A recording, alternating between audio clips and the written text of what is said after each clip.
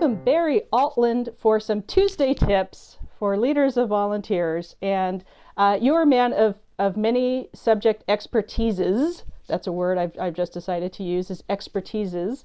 And we want to talk today in Tuesday tips about some of the approaches to DEI work, diversity, equity, inclusion work that are happening. And this is kind of a preview of our deeper conversation in Priceless Advice, but what would be, your top 3 or so pieces of tips or advice around how we as leaders of volunteers approach DEIAJ,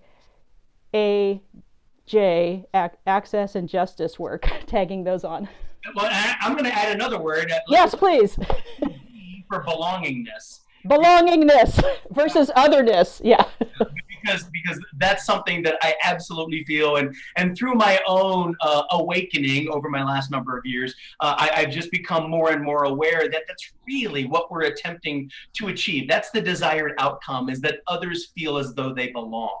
And that's the desired objective for all of our organizations, and certainly for all the volunteers who we serve. So yeah, this is pretty easy. So 3 is, I do believe that as we have influence through the organizations that we serve, that we do all we can to flatten the structure of those organizations, because it's the stratification, the hierarchy, often, even without our knowing it, it contributes to something less than full inclusion.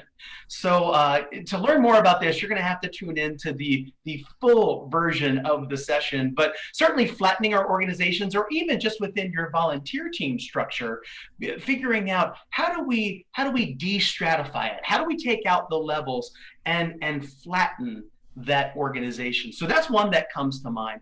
Another one that I think about is specific to the way that we serve others and the way that they learn through our organizations, the way that we support their performance and their development.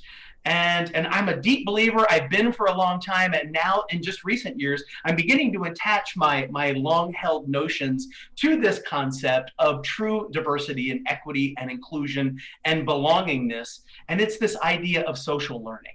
To get away from the straight up presentations, the didactic style of just one voice talking in the room, and instead inviting others into their own learning experience by allowing them to share their voice. And we could talk hours, we could spend hours talking about how do we build that skill and how do we make that transition. But I just want to plant that seed, that social learning, facilitated learning over presentations is something that I would offer for all of us to consider for our future. Easier said than done, I recognize.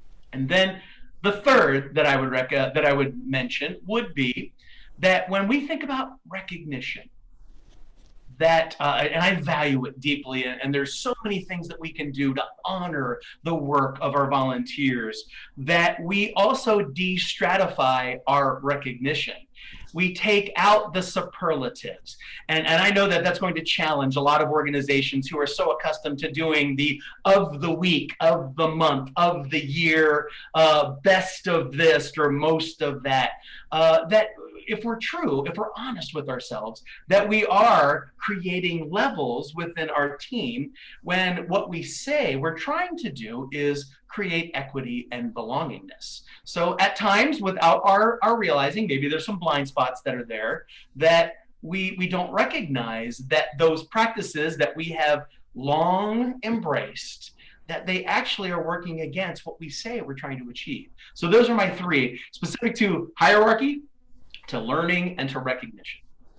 I love those Tuesday tips, and that's a perfect preview of our longer Priceless Advice interview, which will also be on this channel on a future time. And from now on, I'm adding to the acronym Diversity, Equity, Inclusion, Access, Justice, Belongingness, and that works perfectly. So thank you so much, Barry, and everyone look forward to the full Priceless Advice interview and more Tuesday tips coming up soon.